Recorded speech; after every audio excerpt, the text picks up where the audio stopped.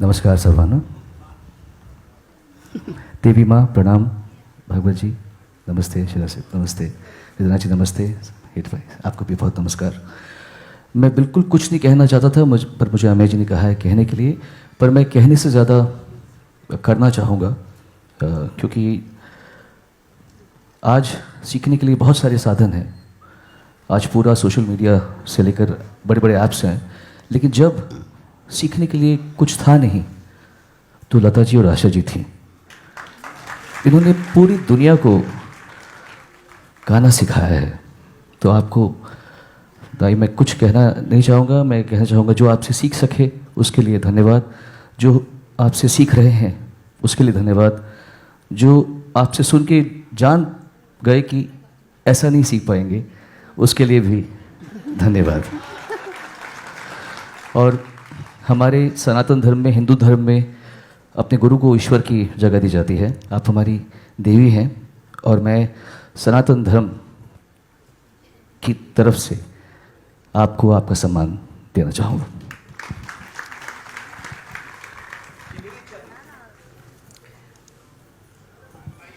आशाताईंचे पाय गुलाब पाण्याने धुवून सगळ्या कलाकारांच्या वतीनं सोनू निगम त्यांच्या मनामध्ये असलेल्या त्यांच्या भावना व्यक्त करतायत. अतिशय मनाला आनंद देणारा आणि मनाच्या कप्प्यामध्ये कायमस्वरूपी ठेवणारा हा क्षण आपण सगळे बघतो आहोत. आपण साक्षीदार होतो आहोत त्याचे. आशाताईंचे पाय गुलाब पाण्याने धुतल्या जात आहेत.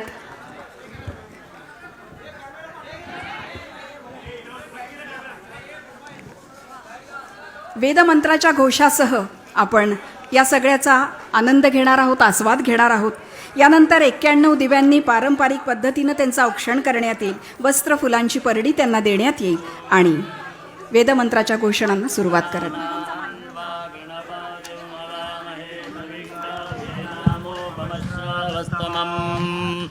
ज्येष्ठराजं ब्रह्मणां ब्रह्मणस्पदान शृण्वन्नोतिभिः सीदसादनम्.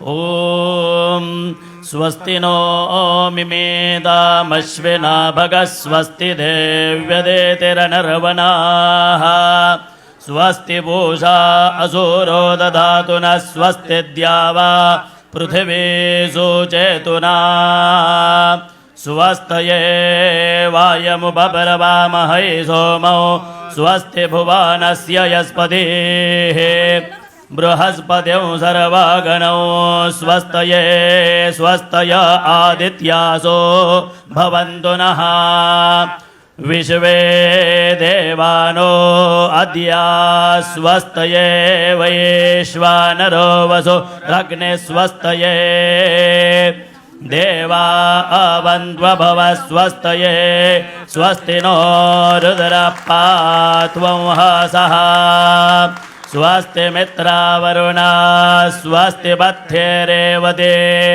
स्वस्ति न इन्द्रश्चाग्निश्च स्वस्ति नो अदिते गृधे स्वस्ति बन्धा मनोजरेम सूर्या चन्द्रमसा विवा पुनर्दददाङ्गिरा सङ्गयाञ्च स्वस्त्यात्रेयं मनसा च दाक्षाम् प्रयातपानिः शरणं प्रपद्ये स्वस्ति सम्पादे श्वभायन्नो अस्तु.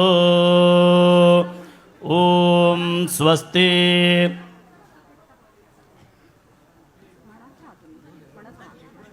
ॐ अग्निरायुष्मान् सवनस्पतिभिरायुष्मान् देनत्वायुषायुष्मन्दं करोमि. सोम आयुष्मान् स ओषधेभिरायुष्मान् तेन त्वायुषायुष्मन्दं करोमि. यज्ञ आयुष्मान् स दक्षिणाभिरायुष्मान् तेन त्वायुषायुष्मन्दं करोमि.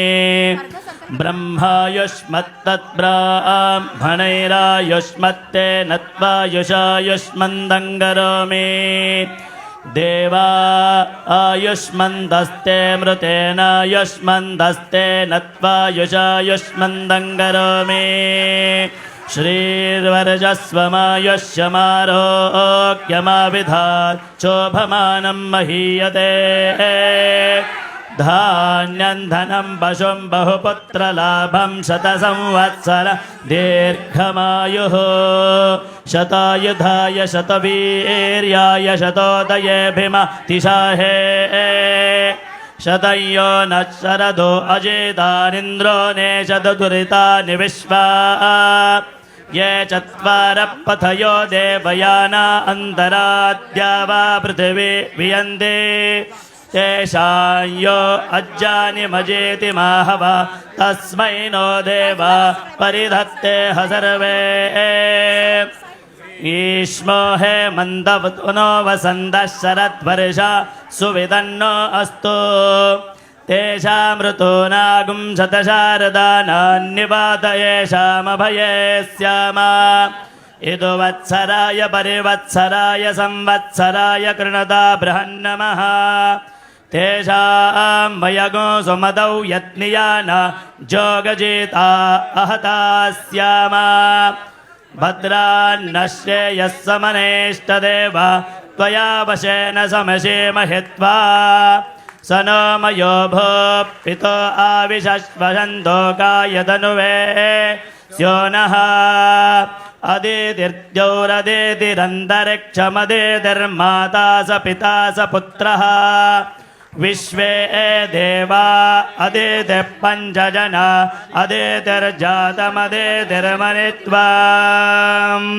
श्रिये जातः श्रिया निरीयाय श्रियं वयो जरितृभ्यो ददाति श्रियं वसाना अमृतत्वमायन्भवान् सत्यासामिदामिदद्रौ श्रिय एवैनन्दच्छ्रिया मा ददाति सन्दतमृजावषट्कृत्यौ सन्दत्यै सन्धीयते प्रजया पशुभिर्य एवं वेद यस्मिन् ब्रह्माभ्यजयत् सर्वमेतत् अमुञ्जलोकमिदमुज सर्वम् तन्नो नक्षत्रमभिजित्विजित्य श्रियं दधात्वरुणीयमानाम् अहे बुद्धियमन्द्रं मे गोपाय यं रुजयस्त्रयीविदा विदुः रुजः सामानि यजोगुंसि सा हि श्रीरमृता सदा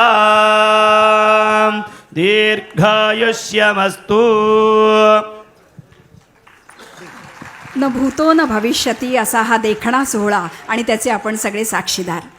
पंडित हृदयनाथ मंगेशकर अर्थात साडी घेऊन यावी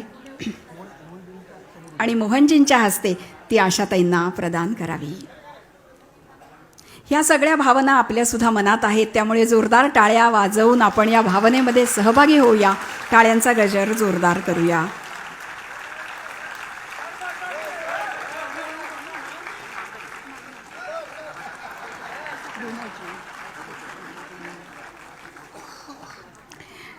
आणखीन एका महत्त्वाच्या सोहळ्याकडे मी आपल्याला नेणार आहे. मान्यवरांना विनंती, आपण स्थानापन्न व्हावं. विमोचनाकडे मी आपल्याला नेणार आहे. स्वरस्वामिनी आशा या पुस्तकाचं विमोचन.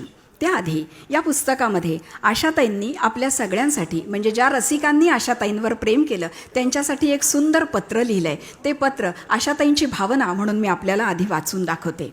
आशाताई लिहितात, डिंपल प्रकाशनचे अशोक मुळे यांना पण मी मंचावर आमंत्रित करते. अशोकजी मुळे यांनी कृपया मंचावर यावं. डिंपल प्रकाशनचं हे 50वे वर्ष आहे, सुवर्ण महोत्सवी वर्ष आहे.